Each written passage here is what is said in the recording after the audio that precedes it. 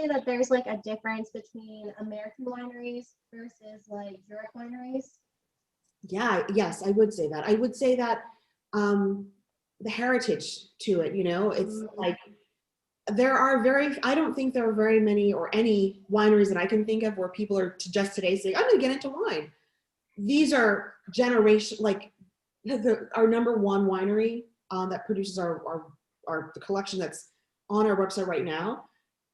That must be five generations, and they own the property around surrounding areas. So you see like these, it's just what you would expect if you were to imagine, you know, the picturesque, you know, view of what a winery looks like. You have these buildings that are kind of condemned, but they're, you know, beautiful, they're gorgeous, and the original structure. So they own a lot of the buildings around. And I think that's the part that's just the most impressive, that it's just been handed down from generation to generation. And everybody who's a part of family, who is a part of the business, understands how important it is. It's beyond just monetary, it's about the culture and the family. And that's really awesome to see, you know? Wow, that's amazing. Where do you really see that? Not many industries, right? No, no, you really don't. And that it's just the knowledge passed down through generations can be amazing. It's great. So American wineries tend to be more bottom line driven. Not that the Europeans aren't, but you know, it's usually big companies coming in, because who else could afford land in California, you know, that size, you know, so it tends to be a lot bigger, you know. Yeah. These wineries, the family bought the land a long time ago, so it, you know, it's where they own it. So that's the part I think is the most different, you know. Yeah. Oh, that's awesome. And then we've received interest in places like Russia. I don't even know how. They're like, there's a company in Russia that really wants to take there's another company in Dubai. So, you know, when I was thinking about this, obviously I was thinking, of course I want to take this around the world, but you have to start somewhere. And obviously I was like, well, let me start with the market that I know. And it tends to be the number one market for all of us. So I was like, let me start with the US. You can do that. You can pretty much.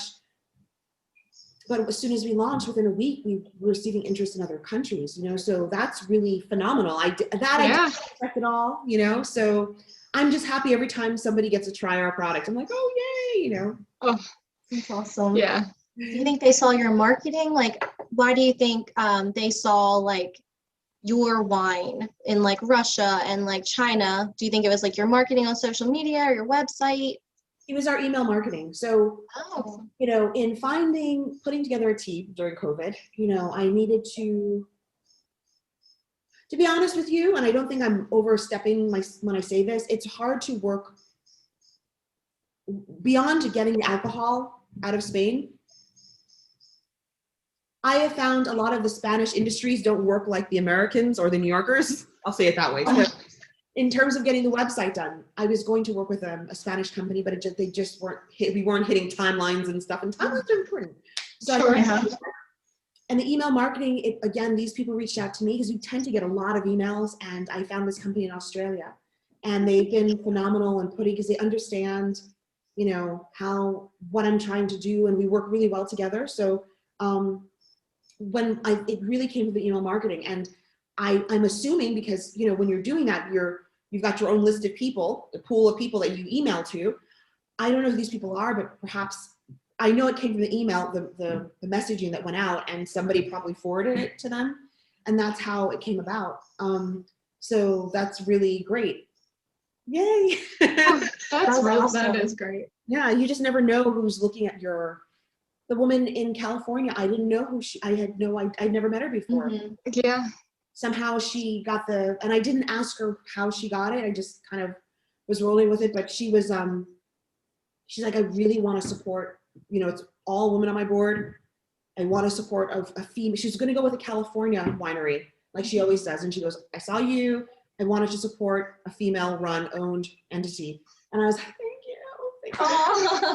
I found a wine retail shop in California, and also female owned, and she put everything together, and we were like, you know, on the phone the whole time, and she individually sent everything out and messaged me. We made it on time. I'm so grateful. That's awesome. That's awesome. It was great. Yay. This is awesome. That is. All right. I don't have any more questions. No, I don't either. Well, we cannot wait to try it. We're so